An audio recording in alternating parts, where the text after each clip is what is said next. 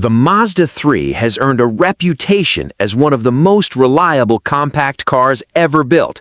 Fun to drive, beautifully engineered, and dependable well past 150,000 miles. In this video, we'll break down the best and worst years of the Mazda 3, so you know exactly which one to buy and which one to walk away from. Let's get started.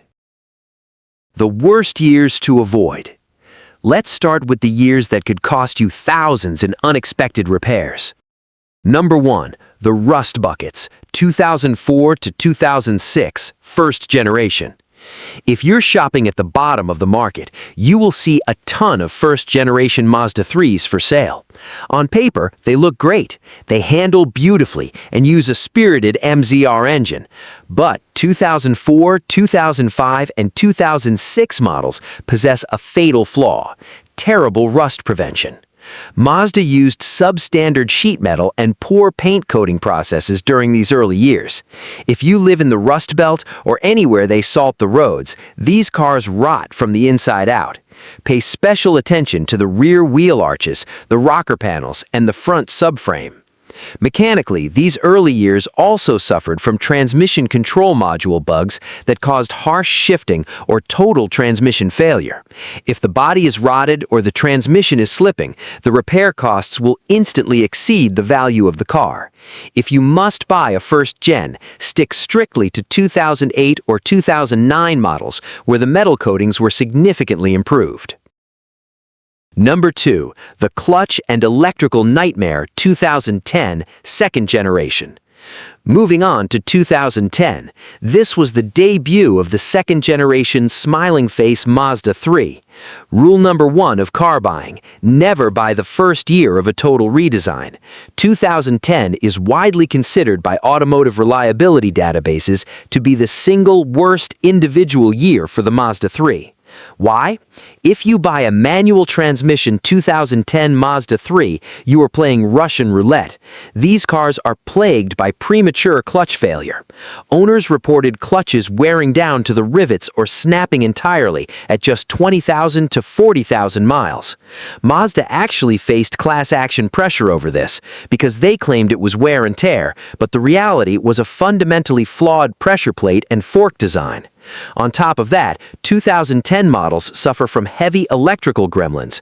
The multi-information display screens bleed out or fail completely, and dashboard materials are notorious for melting, cracking, and becoming sticky under normal sunlight. Avoid the 2010 model entirely. Number 3. The redesigned Growing Pains 2019, fourth generation. Now, let's fast forward to a modern model year that surprises a lot of people. 2019 was the launch of the gorgeous premium 4th generation Mazda 3.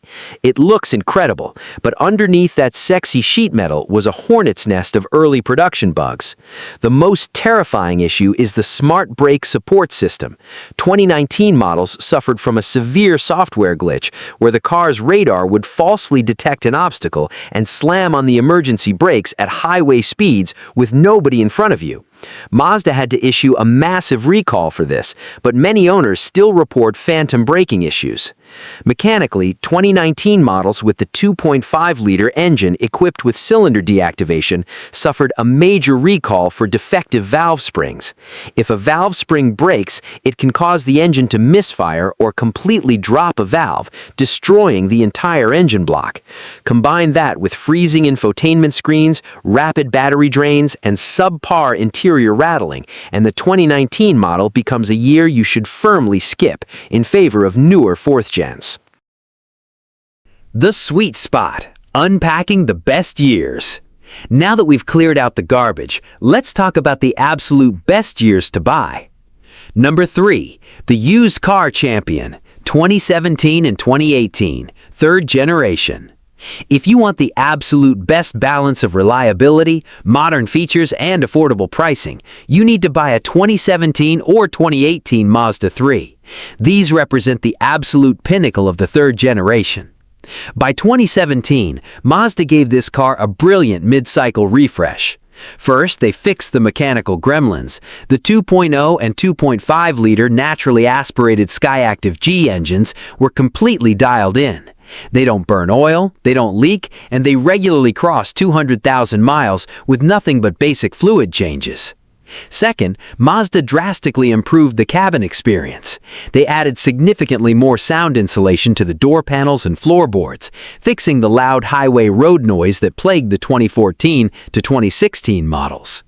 They also introduced G vectoring control, a brilliant piece of software that subtly manages engine torque during steering inputs to make the car feel incredibly stable and premium around corners. Inside, you get an updated electronic parking brake, a redesigned center console, and a vastly improved infotainment system. While Apple CarPlay and Android Auto weren't standard out of the box in early 2017, it is incredibly easy and cheap to retrofit a genuine Mazda USB hub update to get full smartphone integration. A 2017 or 2018 Mazda 3 with around 70,000 miles is arguably one of the best daily drivers money can buy right now. Number 2. The modern luxury steals. 2022 and 2023, 4th generation. If you have a higher budget and want a modern car that feels like an Audi or a BMW but costs a fraction of the price to maintain, you look at 2022 and 2023 models. By 2022, Mazda completely resolved the 2019 software bugs. The phantom braking issues were coded out, the interior build quality was tightened up to eliminate rattles, and the electrical architecture was stabilized. If you opt for the standard, naturally aspirated 2.5-liter SkyActiv-G engine in these years, you are getting an incredibly robust powertrain mated to a traditional, ultra-reliable 6-speed torque converter automatic transmission. No laggy rubber band CVTs like you find in a Honda Civic or Toyota Corolla of the same era. Just crisp shifts and smooth power delivery. Standard equipment on these years is insane. Standard Apple CarPlay, Android Auto, adaptive cruise control, lane keep assist, and a cabin quietness that beats out cars costing $10,000 more. At the end of the day, the Mazda 3 is an outstanding car that proves you don't have to drive a boring, soulless commuter vehicle just to get reliability. I want to hear from you guys in the comments section below. Do you own a Mazda 3? How many miles do you have on it, and what generation has been your favorite?